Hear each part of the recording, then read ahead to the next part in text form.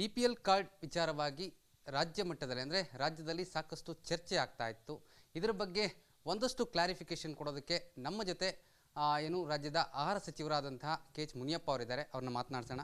Sir, BPL card ರದ್ದತಿ ವಿಚಾರವಾಗಿ ಸಾಕಷ್ಟು ಚರ್ಚೆಗಳಾಗ್ತಾ ಇದೆ. ಇದ್ರ ಬಗ್ಗೆ ನಿಮ್ಮ ಕ್ಲಾರಿಫಿಕೇಶನ್ ಏನು ಸರ್? ಈಗಾಗಲೇ ಕ್ಲಾರಿಫಿಕೇಶನ್ ಕೊಟ್ಟಿದ್ದೀನಿ. ಎಲ್ಲ BPL ಕಾರ್ಡ್ಗೂ ತಾರೀಖು 28 ಇದೇ ತಿಂಗಳು ಮತ್ತೆ ಅವರು ಫೇರ್ ಪ್ರೈಸ್ ಡಿಪೋಗೆ ಹೋದರೆ ಅವರಿಗೆ ಅಕ್ಕಿಯನ್ನು ಕೊಡ್ತಾರೆ. ಹಿಂದೆ ನಾವು ಪರಿಷ್ಕರಣೆ ಮಾಡುವಾಗ ಕೆಲವು BPL ಕಾರ್ಡ್ಸು ಅಪ್ಪಿತಪ್ಪಿ APLಗೆ ಹೋಗಿತ್ತು. ಅದಕ್ಕೆ ನಾವು ಮತ್ತೆ ಡೀಟೇಲ್ ಪರಿಷ್ಕರಣೆ ಆಮೇಲೆ ಮಾಡೋಣ ಅಂಥೇಳಿ ಯಥಾಸ್ಥಿತಿಗೆ ಉಳಿಸಿದ್ದೀವಿ. ತಾರೀಖು 21 ಇದೇ ತಿಂಗಳು ನಾನು ಒಂದು ಪ್ರೆಸ್ ಕಾನ್ಫರೆನ್ಸ್ ಮಾಡಿ ಕ್ಲಾರಿಫೈ ಮಾಡಿದ್ದೀನಿ. ಒಂದು ವಾರದಲ್ಲಿ ಎಲ್ಲ BPL ಕಾರ್ಡ್ ಹೋಲ್ಡರ್ಸ್ಗೂ ಕೂಡ PDS ಅಲ್ಲಿ ಫೇರ್ ಪ್ರೈಸ್ ಡಿಪೋನಲ್ಲಿ ಅಕ್ಕಿ ಸಿಗ್ತದೆ ಅಂತ ಹೇಳಿದ್ದೀನಿ. ಅದರ ಪ್ರಕಾರ 28ನೇ ತಾರೀಕು ಅವರು ಹೋದರೆ ಅವ್ರಿಗೆ ಅಕ್ಕಿ ಕೊಡ್ತಾರೆ. ಯಾವುದೂ ತೊಂದರೆ ಇಲ್ಲ. ಯಥಾಸ್ಥಿತಿ ಹಿಂದೆ ಯಾವ ರೀತಿ ಇತ್ತು ಆ ರೀತಿ ಅಕ್ಕಿ ಸಿಗ್ತದೆ. ಕೇವಲ ಇನ್ಕಮ್ ಟ್ಯಾಕ್ಸ್ ಮತ್ತು ಸರ್ಕಾರಿ ಕೆಲಸದಲ್ಲಿರೋರಿಗೂ ಮಾತ್ರ ಬಿಟ್ಟು ಉಳಿದೆಲ್ಲರಿಗೂ ಯಥಾಸ್ಥಿತಿಯಲ್ಲಿ ಅಕ್ಕಿ ಕೊಡ್ತಾರೆ. APL ಅವರು ಇರ್ತಾರೆ, BPL ಅವರು ಇರ್ತಾರೆ. ಸರ್, ಈಗ BJP ಹೇಳ್ತಾ ಇದೆ, ನೇರವಾಗಿ ಆರೋಪ ಮಾಡ್ತಾ ಇದೆ ಕಾಂಗ್ರೆಸ್ ವಿರುದ್ಧ, ಸರ್ಕಾರದಲ್ಲಿ ಗೊಂದಲ ಇದೆ ಈ ಹೇಳಿಕೆ ವಿಚಾರವಾಗಿ ಅನ್ನುವಂಥದ್ದು. ಗೊಂದಲ ಇರಬಾರ್ದಂತೆ ನಾನು ಕ್ಲಾರಿಫೈ ಮಾಡಿದ್ದೀನಿ, ಕ್ಲಿಯರ್ ಕಟ್ಟಾಗಿ ಹೇಳಿದ್ದೀನಿ. ಹಿಂದೆ ಯಥಾಸ್ಥಿತಿಯನ್ನು ಕಾಪಾಡ್ತೀವಿ. ಇನ್ಕಮ್ ಟ್ಯಾಕ್ಸ್ ಪೇಮೆಂಟ್ ಮಾಡೋರು ಸರ್ಕಾರಿ ಕೆಲಸದಿರೋರನ್ನು ಬಿಟ್ಟು ಇನ್ನೆಲ್ಲರಿಗೂ ಯಾವ ರೀತಿ ಕಾರ್ಡ್ ಒಂದು ತಿಂಗಳ ಹಿಂದೆ ಇತ್ತು ಅದೇ ರೀತಿಯೇ ವಿತರಣೆ ಆಗ್ತದೆ. ಸರ್, ಬಡವರ ವಿಚಾರದಲ್ಲಿ BPL ಕಾರ್ಡನ್ನು ಕೆಲವರನ್ನ ರದ್ದತಿ ಮಾಡ್ತಾ ಇದ್ದಾರೆ, ಇದು ಕಾಂಗ್ರೆಸ್ ಸರ್ಕಾರ ಮಾಡ್ತಾ ಇರ್ತಕ್ಕಂಥದ್ದು ಅನ್ನುವಂಥದ್ದು BJPಯರ ಆರೋಪ. ಸರ್, ಇದ್ರ ಬಗ್ಗೆ ಏನು ಹೇಳ್ತೀವಿ? ಯಾವುದೇ ಕಾರಣಕ್ಕೆ BPL ಕಾರ್ಡನ್ನು ರದ್ದು ಮಾಡೋ ಪ್ರಶ್ನೆ ಇಲ್ಲವೇ ಇಲ್ಲ. APL ಕಾರ್ಡು ದಕ್ಷಿಣ ರಾಜ್ಯಗಳಲ್ಲಿ ಯಾವುದೇ ರಾಜ್ಯದಲ್ಲಿ 50% ಮೇಲಿಲ್ಲ. ತೆಲಂಗಾಣ, ಆಂಧ್ರ ಮತ್ತು ತಮಿಳುನಾಡಾಗಲಿ ಕೇರಳ ಆಗಲಿ. ನಮ್ಮ ರಾಜ್ಯದಲ್ಲಿ 66% ಇದೆ. ಆದ್ದರಿಂದ ನಮ್ಮ ರಾಜ್ಯ ಭಾರತ ದೇಶದಲ್ಲಿ ಟ್ಯಾಕ್ಸ್ ಪೇಮೆಂಟ್ ಮಾಡೋದ್ರಲ್ಲಿ ಮಹಾರಾಷ್ಟ್ರ 1ನೇ ಆದರೆ ಕರ್ನಾಟಕ 2ನೇದಿದೆ. ಅಂದರೆ ಕರ್ನಾಟಕ ರಾಜ್ಯ ಆರ್ಥಿಕವಾಗಿ ಸಮೃದ್ಧಿಯಾಗಿದೆ, ಸಫಲತೆ ಇದೆ ಅನ್ನುವಾಗ ಆ ರಾಜ್ಯದಲ್ಲಿ ಇಷ್ಟು ಪ್ರಶ್ನೆಯೂ ಇದೆ. ಆದ್ದರಿಂದ ಪರಿಷ್ಕರಣೆ ಮಾಡಿ BPL ಅಲ್ಲಿರುವ APL ಜನನ್ನು APLಗೆ ಹಾಕೋದು, ಅವನ್ನೂ ರದ್ದು ಮಾಡೋದಿಲ್ಲ. ಈ ಕಾರ್ಯಕ್ರಮಕ್ಕೆ ಕೈ ಹಾಕಿದ್ವಿ.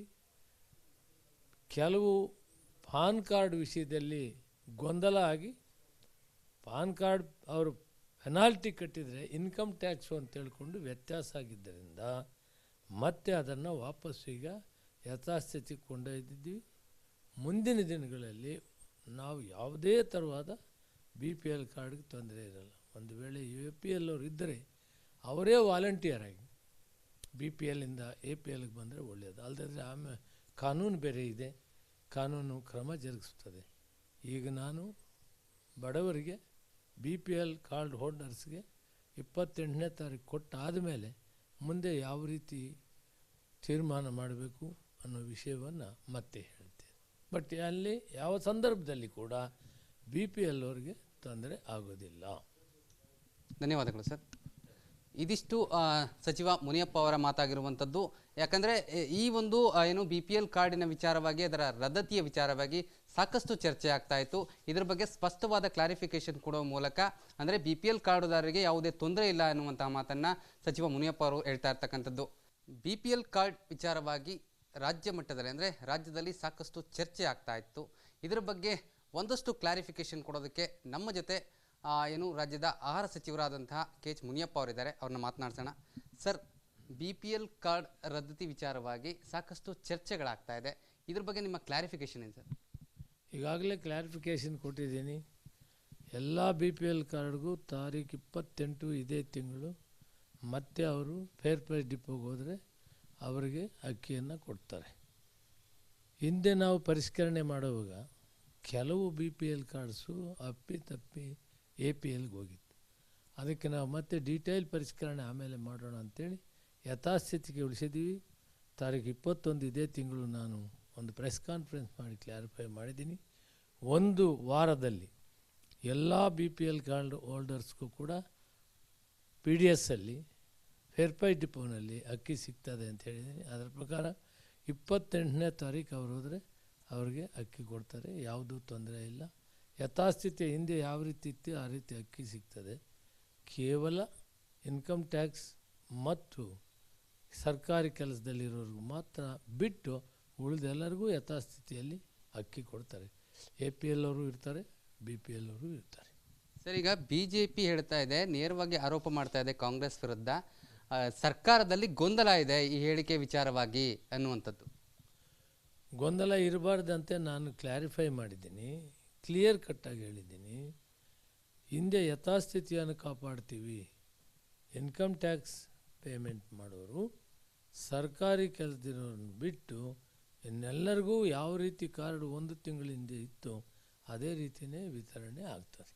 ಸರ್, ಬಡವರ ವಿಚಾರದಲ್ಲಿ BPL ಕಾರ್ಡನ್ನು ಕೆಲವರನ್ನ ರದ್ದತಿ ಮಾಡ್ತಾ ಇದ್ದಾರೆ, ಇದು ಕಾಂಗ್ರೆಸ್ ಸರ್ಕಾರ ಮಾಡ್ತಾ ಇರ್ತಕ್ಕಂಥದ್ದು ಅನ್ನುವಂಥದ್ದು BJPಯರ ಆರೋಪ. ಸರ್, ಇದ್ರ ಬಗ್ಗೆ ಏನು ಹೇಳ್ತೀವಿ? ಯಾವುದೇ ಕಾರಣಕ್ಕೆ BPL ಕಾರ್ಡನ್ನು ರದ್ದು ಮಾಡೋ ಪ್ರಶ್ನೆ ಇಲ್ಲವೇ ಇಲ್ಲ. APL ಕಾರ್ಡು ದಕ್ಷಿಣ ರಾಜ್ಯಗಳಲ್ಲಿ ಯಾವುದೇ ರಾಜ್ಯದಲ್ಲಿ 50% ಮೇಲಿಲ್ಲ. ತೆಲಂಗಾಣ, ಆಂಧ್ರ ಮತ್ತು ತಮಿಳುನಾಡಾಗಲಿ ಕೇರಳ ಆಗಲಿ. ನಮ್ಮ ರಾಜ್ಯದಲ್ಲಿ 66% ಇದೆ. ಆದ್ದರಿಂದ ನಮ್ಮ ರಾಜ್ಯ ಭಾರತ ದೇಶದಲ್ಲಿ ಟ್ಯಾಕ್ಸ್ ಪೇಮೆಂಟ್ ಮಾಡೋದ್ರಲ್ಲಿ ಮಹಾರಾಷ್ಟ್ರ 1ನೇ ಆದರೆ ಕರ್ನಾಟಕ 2ನೇದಿದೆ. ಅಂದರೆ ಕರ್ನಾಟಕ ರಾಜ್ಯ ಆರ್ಥಿಕವಾಗಿ ಸಮೃದ್ಧಿಯಾಗಿದೆ, ಸಫಲತೆ ಇದೆ ಅನ್ನುವಾಗ ಆ ರಾಜ್ಯದಲ್ಲಿ ಅನ್ನೋ ಪ್ರಶ್ನೆಯೂ ಇದೆ. ಆದ್ದರಿಂದ ಪರಿಷ್ಕರಣೆ ಮಾಡಿ BPLಲ್ಲಿರುವ APL ಜನನ್ನು APLಗೆ ಹಾಕೋದು, ಅವನ್ನೂ ರದ್ದು ಮಾಡೋದಿಲ್ಲ. ಈ ಕಾರ್ಯಕ್ರಮಕ್ಕೆ ಕೈ ಹಾಕಿದ್ವಿ. ಕೆಲವು ಪಾನ್ ಕಾರ್ಡ್ ವಿಷಯದಲ್ಲಿ ಗೊಂದಲ ಆಗಿ ಪಾನ್ ಕಾರ್ಡ್ ಅವರು ಪೆನಾಲ್ಟಿ ಕಟ್ಟಿದರೆ ಇನ್ಕಮ್ ಟ್ಯಾಕ್ಸು ಅಂತ ಹೇಳ್ಕೊಂಡು ವ್ಯತ್ಯಾಸ ಆಗಿದ್ದರಿಂದ ಮತ್ತೆ ಅದನ್ನು ವಾಪಸ್ಸು ಈಗ ಯಥಾಸ್ಥಿತಿಗೆ ಕೊಂಡೊಯ್ದಿದ್ದೀವಿ. ಮುಂದಿನ ದಿನಗಳಲ್ಲಿ ನಾವು ಯಾವುದೇ ಥರವಾದ BPL ಕಾರ್ಡ್ಗೆ ತೊಂದರೆ ಇರಲ್ಲ. ಒಂದು ವೇಳೆ APL ಅವರು ಇದ್ದರೆ ಅವರೇ ವಾಲಂಟಿಯರ್ ಆಗಿ BPLಯಿಂದ APLಗೆ ಬಂದರೆ ಒಳ್ಳೆಯದು. ಅಲ್ಲದಿದ್ದರೆ ಆಮೇಲೆ ಕಾನೂನು ಬೇರೆ ಇದೆ, ಕಾನೂನು ಕ್ರಮ ಜರುಗಿಸ್ತದೆ.